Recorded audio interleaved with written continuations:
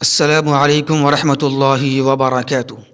الحمد للہ وکفی وسلام علی عبادہ الذین اصطفی، اما بعد فاعوذ باللہ من الشیطان الرجیم، بسم اللہ الرحمن الرحیم۔ کنتم خیر امۃ اخرجت للناس تأمرون بالمعروف وتنہون عن المنکر۔ محترم سامعین کرام، اسلام نام ہے صرف قرآن و حدیث کا۔ قرآن و حدیث کے اندر جتنی باتیں موجود ہیں وہی حق ہیں، وہی صحیح ہیں، اور اس کے علاوہ جتنی بھی باتیں بیان کی جاتی ہیں وہ سب کے سب گمراہی ہیں، ضلالت ہیں، چاہے وہ بزرگان دین کے اقوال کے نام پر ہو، چاہے وہ بزرگان دین کے خوابوں کے نام پر ہو، چاہے وہ بزرگان دین کے کشف و کرامات کے نام پر ہو، چاہے وہ بزرگان دین کے تقلید کے نام پر ہو۔ غرض ہے کہ قرآن و حدیث کے علاوہ جتنی بھی باتیں، قصے، کہانیاں، کشف، کرامات، خواب بیان کی جاتی ہیں وہ سب کی سب ضلالت و گمراہی ہیں۔ قرآن کے اندر یا حدیث کے اندر جو باتیں ہیں بس وہی باتیں حق ہیں اور صحیح ہیں۔ اسی مناسبت سے محترم سامعین، میں نے ایک سلسلہ شروع کیا تھا، دیوبندی کتاب فضائل اعمال کا ایک تحقیقی جائزہ۔ اس سے پہلے کچھ باتیں آپ کے سامنے آ چکی ہیں پہلے پارٹ کے اندر، اور ہماری یہ دوسری مجلس ہے، دوسری محفل ہے۔ آئیے ذرا ہم بلا کسی تاخیر کے اور بلا کسی تمہید کے بات کو آگے بڑھاتے ہیں۔ دیکھیں، سب سے پہلی بات یہ جان لیں کہ دیکھیے یہ فضائل اعمال کا جلد اول ہے، دیکھ لیں اچھی طریقے سے، یہ فضائل اعمال کا جلد اول ہے، اور داور بک ڈپو دہلی، سمجھیں۔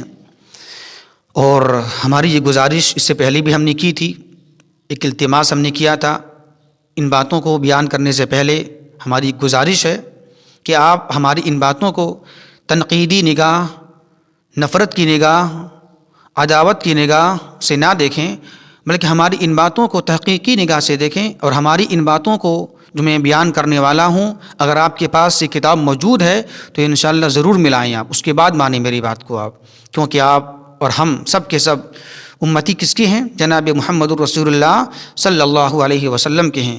اور ہم نے کلمہ کس کا پڑھا ہے؟ جناب محمد الرسول اللہ صلی اللہ علیہ وسلم کا، لا الہ الا اللہ محمد الرسول اللہ۔ تو اس کلمے کا تقاضا یہ ہے کہ ہم نبی کی اتباع کریں، نبی سے محبت کریں، اور نبی سے محبت کا تقاضا یہ ہے کہ ہم نبی کی بات کو آگے کریں، کسی کی بات کو آگے نہ کریں۔ جہاں بات ٹکرا جائے اللہ کے نبی صلی اللہ علیہ وسلم سے، وہاں ساری کی بات کو چھوڑ دیں اور اللہ کے نبی صلی اللہ علیہ وسلم کی بات کو مان لیں۔ تو خیر، آگے بڑھتے ہیں ہم۔ تو دیکھیں آپ، سب سے پہلی بات جانیں آپ، اس کتاب کو جو لکھی گئی ہے، یہ کتاب جو تصنیف کی گئی ہے اس حالت میں کی گئی ہے جب ڈاکٹروں نے، معالجوں نے مولانا محمد زکریہ رحمۃ اللہ علیہ کو منع کر دیا تھا کسی مرض کی بنا پر کہ آپ دماغی کام نہ کریں گے آپ، لیکن اس کے باوجود بھی ڈاکٹروں کی مخالفت کرتے ہوئے زکریہ رحمۃ اللہ علیہ نے یہ کتاب تصنیف کی دماغی کمزوری کے مراحل میں۔ اس لیے آپ دیکھیں گے کہ اس کتاب میں جگہ جگہ بہت ساری باتیں، بہت سارے باتیں ایسی ہیں جو اسلام کے، شریعت کے سراسر خلاف ہیں۔ یہ تو ہیں ہی ہیں، لیکن عقل کے خلاف بھی ہیں، ذہن کے خلاف بھی ہیں۔ اس لیے، اور اب دیکھیں گے آپ اس کتاب کے اندر میں کہ بہت ساری باتیں ایسی بھی ہیں جو متضاد ہیں، جو ٹکراتی ہیں۔ پہلی جگہ کچھ بات بولتے ہیں اور وہی بات دوسری جگہ بدل دیتے ہیں، یعنی آپس میں بات ٹکراتی ہے ان کی ہے۔ ایک جگہ وہ بات جو بولتے ہیں اور وہی بات کو آگے جا کر بدل دیتے ہیں، تبدیل کر دیتے ہیں۔ تو دیکھیں آپ، اور یہ بات میں اپنی طرف سے نہیں کہہ رہا ہوں، بلکہ اس میں یہ بات خود لکھی ہے۔ تمہید کا ایک موضوع باندھتے شروعات میں، تمہید کا موضوع دیکھیں آپ، یہ موضوع تمہید کا بنا ہوا ہے۔ تمہید کے بعد لکھتے ہیں بسم اللہ الرحمن الرحیم، یہ صفحہ نمبر 17 ہے۔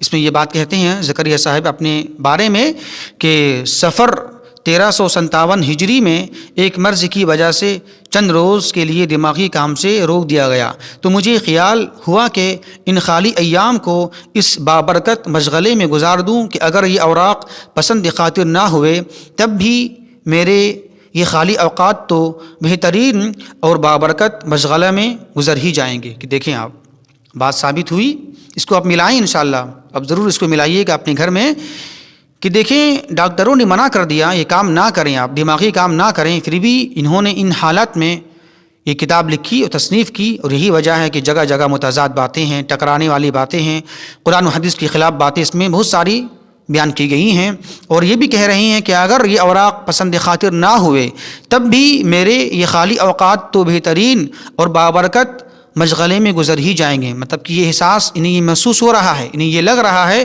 کہ ہو سکتا ہے ہماری یہ باتیں پسند لوگ نہ کریں، کچھ باتیں غلط نکل جائیں، یہ اپنے آپ کو محسوس کر رہے ہیں اور اعتراف کر رہے ہیں کہ ہو سکتا ہے، لیکن پھر بھی کیا یہ کہہ رہے ہیں کہ بابرکت مشغلے میں ہی گزر جائیں گے. تو دیکھ لیں. تو آئیے آگے بڑھتے ہیں. مقدمہ صفحہ نمبر 6، یہ مقدمہ ہے اس کتاب کا مقدمہ، اور صفحہ نمبر 6 کے اندر دیکھیں مولانا محمد زکریہ رحمۃ اللہ علیہ فضائل اعمال کے تعلق سے، یعنی اس کتاب کے تعلق سے بات بیان کر رہے ہیں کہ یہ فضائل کی کتابیں جماعتوں کی نقل و حرکت، یعنی جانے آنے میں نکلنے میں جماعتوں کی نقل و حرکت میں اجتماعی تعلیم و تدریس کے لیے نہایت ضروری قرار دی گئی، اور صرف انہی کتابوں کی تعلیم مفید سمجھی گئی. ان کے علاوہ دوسری مستند علماء کی تصانیف کو انفرادی مطالعے کے لیے نفع مند سمجھا گیا، مسائل کی تعلیم کو بھی ضروری سمجھا گیا مگر انفرادی مطالعے میں. دیکھیے آپ کتنی بڑی بات ہے یہ. مطلب یہ ہوا کہ تبلیغی جماعت میں جو لوگ میرے بھائی نکلتے ہیں، اس تبلیغی جماعت میں جانے کے بعد صرف اسی کتابوں کی تعلیم کریں گے، بس اس کے علاوہ کتابوں کی تعلیم نہیں کریں گے آپ. نعوذ باللہ. قرآن کی تفسیر کرنا، حدیث کی تفسیر کرنا، حدیث کو پڑھنا، حدیث کو پڑھانا، یا اللہ کے نبی صلی اللہ علیہ وسلم کی بات کو سمجھانا بتائیں، ان کی نظر میں یہ وہ مفید نہیں بلکہ یہ مفید ہے، اس کو پڑھا جائے. کتنی بڑی بات ہے. ذرا غور کریں، ذرا سوچیں، آپ سمجھیں آپ کہ اس جماعت کے اندر میں اس کتاب کو پڑھنا لازمی ہے، ضروری ہے، مفید ہے. اس کے علاوہ کتابوں کے پڑھنے کی گنجائش نہیں ہے اور مفید نہیں ہے ان کی نظر میں. کتنی بڑی بات ہے، کتنی بڑی بھیانک بات ہے. اور آگے کیا بیان فرماتے ہیں شیخ الحدیث کہ ان کے علاوہ دوسری مستند علماء کی تصانیف کو انفرادی مطالعے کے لیے نافع سمجھا گیا. یعنی جو اس کے علاوہ جو کتابیں موجود ہیں علماء کرام کی مستند ہیں، صحیح ہیں، لیکن انفرادی مطالعے کے لیے انفرادی مطالعہ کریں آپ. اس کو اجتماعی تعلیم اس کے نہ کریں آپ. مسائل کی تعلیم آگے کہتے ہیں مسائل کی تعلیم بھی ضروری سمجھا گیا ہے مگر انفرادی مطالعے میں. یہ کیا بات، عجیب سی بات ہے. اگر جو باتیں صحیح ہیں، درست ہیں دوسری علماء کرام کی، تو انفرادی و اجتماعی سب میں کر سکتے ہیں. یہ کیا تفریق ہے کہ اجتماعی میں نہ کریں، انفرادی مطالعہ کریں آپ؟ یہ کون سی عجیب بات ہے، یہ کون سی عقل مندی کی بات ہے، بتائیں آپ.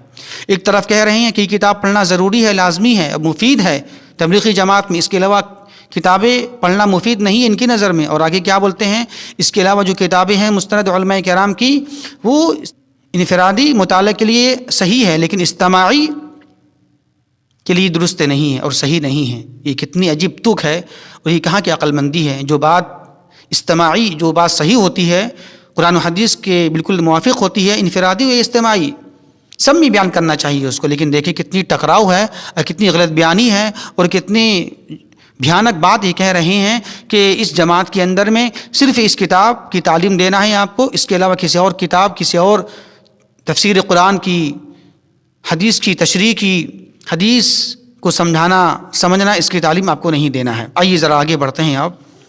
حکایات صحابہ کے تحت صفحہ نمبر 162 اور 163 کے اندر یہ واقعہ نقل فرماتے ہیں.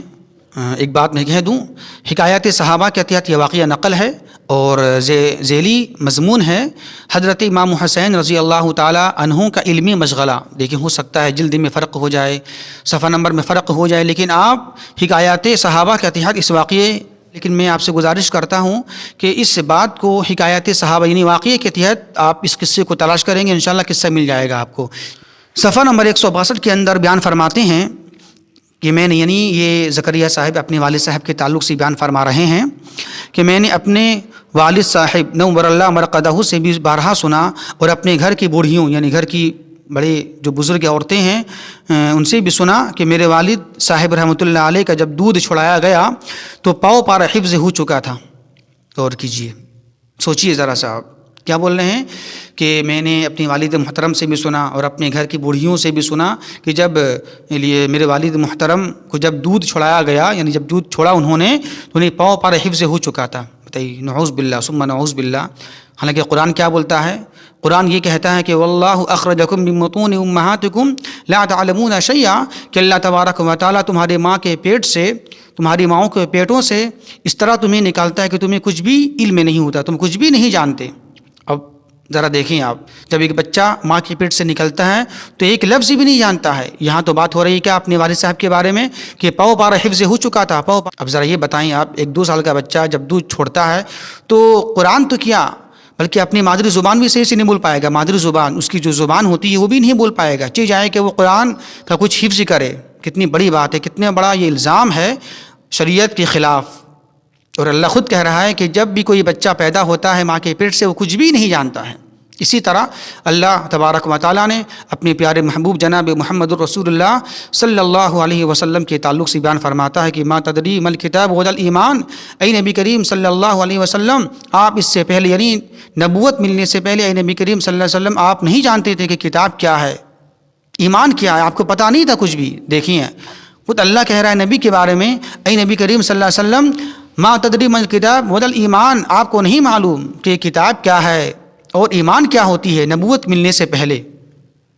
حالانکہ دیکھیں نبی ہیں، لیکن نبی کو نبوت ملنے سے پہلے پتہ نہیں تھا کہ ایمان کیا ہوتی ہے، اسی طرح کتاب کیا ہوتی ہے، کچھ پتہ نہیں تھا اللہ کے نبی کو۔ جب اللہ نے وحی کی، قرآن کی، اپنے کلام کی، تب اللہ کے نبی کو پتہ چلا کہ ہاں یہ دین ہے، یہ صحیح ہے۔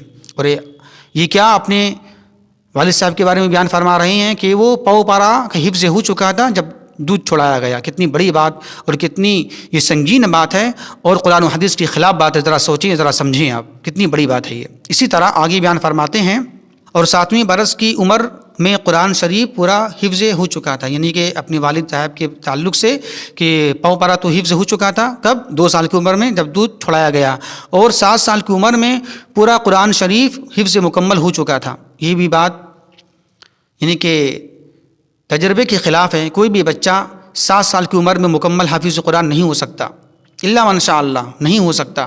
یہ تجربہ ہے، کیونکہ دیکھیں آپ 2 سال تک تو بچہ دودھ پیتا ہے، 2 سال کے بعد تو کچھ بولنا شروع کرتا ہے، پھر ہر چیز ہے، ذمہ داری اس کی ہے نا، کھیل کود یہ ہے وہ ہے، یہ بھی تجربے کے خلاف چیز ہے، تو یہ چیز مناسب نہیں ہے، درست نہیں ہے ایسا کہنا۔ اسی طرح آگے بیان فرماتے ہیں میرے دادے صاحب سے مخفی فارسی کا بھی معدد بھی حصہ بوستاں سکندر نامہ وغیرہ پڑھ چکے تھے۔ ذرا غور کریں، دیکھیں 7 سال کی عمر میں کیا حفظ قرآن بھی ہو چکا ہے، اور اپنے دادا سے مخفی فارسی کا بھی معدد بھی حصہ، یعنی اکثر حصہ وہ بوستاں سکندر نامہ وغیرہ پڑھ چکے تھے 7 سال کی عمر میں۔ یہ کیا ہے؟ یہ عجیب بات ہے کہ نہیں ہے؟ 7 سال کی عمر میں ایک بچہ فارسی پڑھ لے، سکندر نامہ فارسی کا جو ایک کتاب ہے وہ پڑھ لے، حافظ بن جائے، کتنی عجیب سی بات ہے۔ ذرا سوچیں آپ، کتنی باتیں یہ بات ماننے والی ہیں۔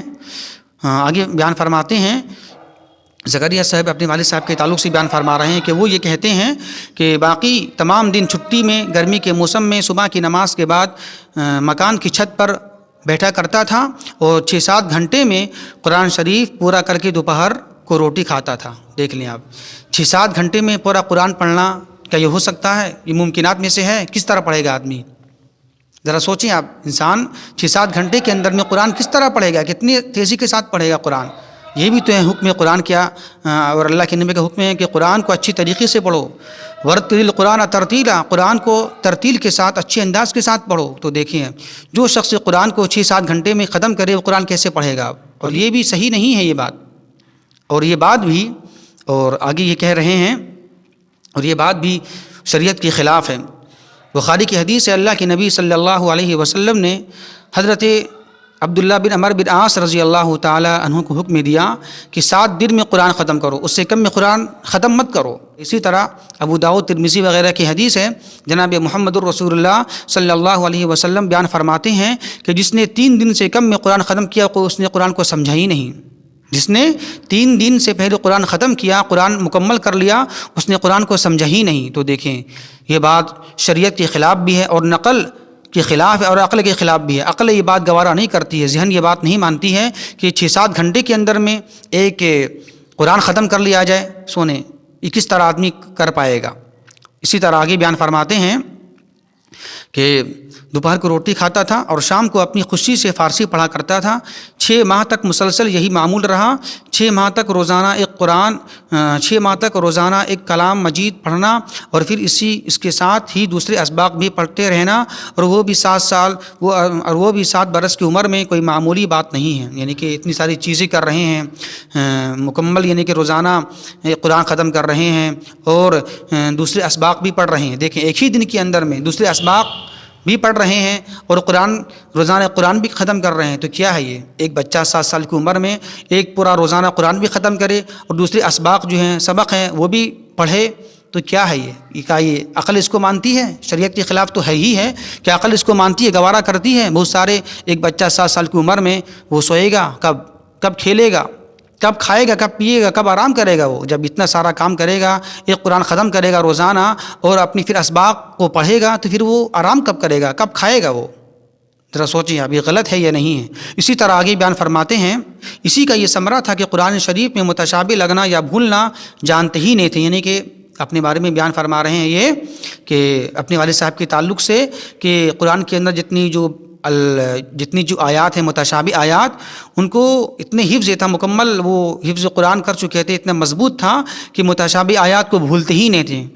بھولنا کیا ہوتا وہ جانتے ہی نہیں تھے، چونکہ ظاہری معاش کتابوں کی تجارت پر تھی، یعنی کہ ان کا جو معاش تھا، معاش جو مشغلہ تھا، جو معیشت تھا، کتابوں کی تجارت پر تھی، اور کتب خانہ کا اکثر کام اپنے ہاتھ سے کیا کرتے تھے، اس لیے ایسا کبھی نہیں ہوتا تھا کہ ہاتھ سے کام کرتے وقت زبان سے تلاوت نہ فرماتے رہتے ہوں، اور کبھی کبھی اسی کے ساتھ ساتھ ہم لوگوں کو جو مدرسے سے الگ پڑھتے تھے اسباق بھی پڑھا دیا کرتے تھے۔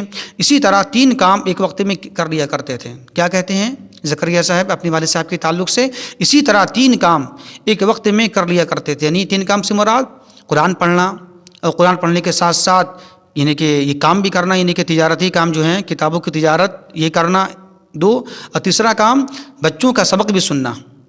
ذرا دیکھیں آپ، کیا یہ عقل میں بات آنے والی ہے؟ ایک وقت میں 3 کام کرنا، کتاب فروخت کرنا، کتاب کی تجارت کرنا، اور اسی وقت میں قرآن کریم پڑھنا، اور اسی وقت میں بچوں کا سبق بھی سننا۔ کیا عجیب بات ہے۔ ہم نے کہا نا کہ یہ کتاب کب لکھی گئی ہے؟ دماغی جب توازن بگڑ گیا تھا ان کا، اس وقت کتاب لکھی گئی ہے۔ ہم نے کہا بہت ساری باتیں ایسی ہیں جو اس میں عقل کے خلاف ہے، جو ذہن کے خلاف ہے، جو بات عقل میں آنے والی نہیں ہے، یہ بات اس میں بہت ساری موجود ہیں۔ دیکھ لیں یہ بات بالکل درست ہے، یہ بات عقل میں آنے والی ہے؟ نہیں آنے والی ہے۔ ایک وقت میں 3 کام کرنا، قرآن کی تلاوت بھی کرنا، سبق بھی سننا بچوں کا، اور پھر دکان میں بیٹھ کر تجارت کرنا کتابوں کی، یہ بات درست نہیں ہے۔ اسی طرح آئیے فضائل نماز 196 صفحہ 196 صفحہ ہے اس کا، دیکھیں کیا ہے۔ 196 صفحہ کے اندر یہ بات بیان فرما رہے ہیں زکریا صاحب رحمۃ اللہ علیہ کہ جو حضرات اہل کشف ہوتے ہیں، کشف سے مراد جو بالکل یہاں بیٹھے بیٹھے ان کو کشف ہو جاتا ہے، کرامت ہو جاتی ہے، اور وہ غیب کی باتوں کو جان جاتی ہے، اس کو بولتے ہیں کشف، غیب کی باتوں کو جان لینا بغیر کسی کی بتائے، کہ جو حضرات اہل کشف ہوتے ہیں ان کو گناہوں کا زائل ہو جانا بھی محسوس ہوتا ہے۔ چنانچہ حضرت امام اعظم رحمۃ اللہ علیہ کا قصہ مشہور ہے، مراد اس سے ابو حنیفہ رحمۃ اللہ علیہ ہیں۔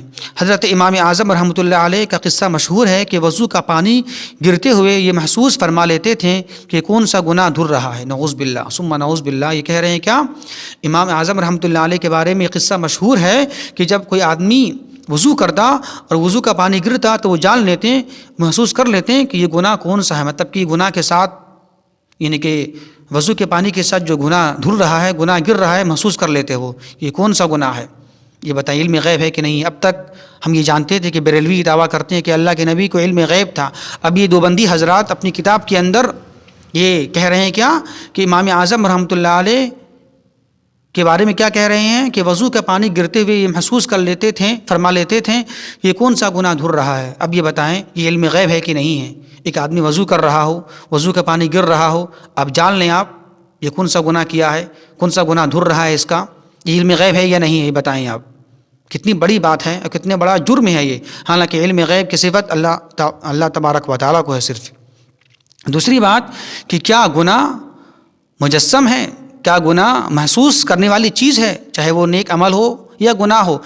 اس دنیا کے اندر گناہ کو دیکھا جا نہیں سکتا ہے، گناہ کو محسوس کیا جا نہیں سکتا ہے، لیکن یہ کیا کہہ رہے ہیں محسوس فرما لیتے تھے کہ کون سا گناہ دھل رہا ہے، یعنی کون سا گناہ صغیرہ گناہ دھل رہا ہے یا کبیرہ گناہ دھل رہا ہے۔ تو دیکھیں تو گناہ کو ایسی چیز نہیں ہے کہ اس کو آپ دیکھ سکیں. یہ بھی بات عقل کے خلاف ہے, شریعت کے خلاف ہے کہ گناہ کو آپ دیکھ لیں محسوس حالت میں, یہ غلط ہے, یہ صحیح نہیں ہے. محترم سامعین, تو اس طرح کے باتیں اس کتاب کے اندر موجود ہیں جو خلاف عقل بھی ہیں اور خلاف شریعت بھی ہیں. تو انشاءاللہ اور چند باتیں انشاءاللہ ہم کچھ باتیں اس سے ہم بیان کرتے رہیں گے آئندہ حصے میں اور آئندہ مجلس میں انشاءاللہ ہم بیان کریں گے. آپ سے پھر ہماری آخری گزارش ہے کہ ان باتوں کو جو ہم نے بیان کیا ہے آپ کے سامنے, ان باتوں کو بلا کسی تعصب کے آپ سنیں اور اپنی کتابوں سے ملائیں, اور یہ بھی ملائیں کہ کیا یہ خلاف عقل ہے, خلاف شریعت ہے یا نہیں ہے. تب انشاءاللہ اس کو آپ مانیں اور سمجھیں, اور جو صحیح بات ہو اس کو قبول کر لیں اور جو غلط بات ہویں اس کو چھوڑ دیں. آپ اللہ سے دعا ہے کہ اللہ تبارک و تعالی ہمیں صحیح سمجھ کی توفیق عطا فرمائے. وما توفیق الا باللہ. والسلام علیکم ورحمۃ اللہ وبرکاتہ.